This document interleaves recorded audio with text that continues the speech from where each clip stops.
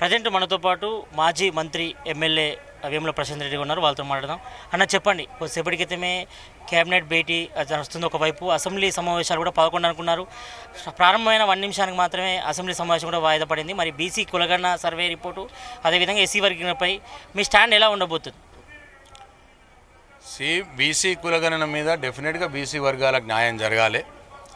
వాళ్ళ సంఖ్య ఎంత ఉంటే అంత న్యాయం జరగాలన్నదే మా టీఆర్ఎస్ పార్టీ ఒక స్టాండ్. కానీ వాళ్ళు ఇప్పుడు అసెంబ్లీలో ఏం చెప్తారో చూద్దాం. చెప్పిన దాన్ని బట్టి మేము రెస్పాండ్ అవుతాం.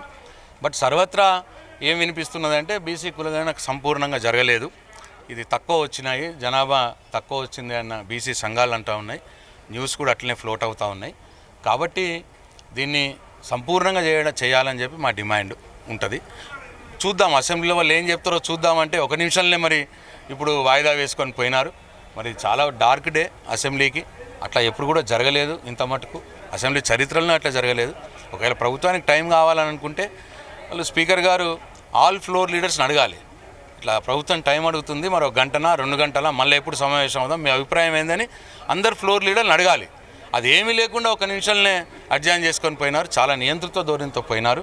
ఇది మంచి పద్ధతి కాదు. మొత్తానికైతే ఇటు బీసీ కులగణన సర్వే, అదేవిధంగా ఎస్సీ వర్గీకరణపై కూడా పూర్తి స్థాయిలో కూడా అసెంబ్లీలో చర్చ జరగాలి. మరి ఈ రకంగా అర్ధాంతరంగా మరి అసెంబ్లీని స్టార్ట్ అయిన తర్వాత 1 నిమిషంలోనే మధ్యాహ్నం వాయిదా వేయడం కూడా ఒక బ్లాక్ డేగా భావిస్తున్నాము. మరి ఎలాంటి ప్రతిపాదనలు చెప్పకుండా ఈ రకంగా మధ్యాహ్నం 2 గంటలకు అసెంబ్లీ వాయిదా వేయడం కూడా ఇది డార్క్ డేగా భావిస్తున్నాం. మరి ఇటు ఎస్సీ వర్గీకరణ, అదేవిధంగా బీసీ కులగణన సర్వేపై కూడా పూర్తి స్థాయిలో చర్చ జరగాలి. మరి 3 నుంచి 4 రోజుల పాటు కూడా అసెంబ్లీ ప్రత్యేక సమావేశాలు నిర్వహించాలని కూడా మాజీ మంత్రి బీఆర్ఎస్ ఎమ్మెల్యే వేముల ప్రశాంత్ రెడ్డి డిమాండ్ చేస్తున్న పరిస్థితి చూస్తున్నాం. కెమెరామ్యాన్ కృష్ణతో సతీష్, జీ3 న్యూస్, అసెంబ్లీ మీడియా పాయింట్ నుంచి.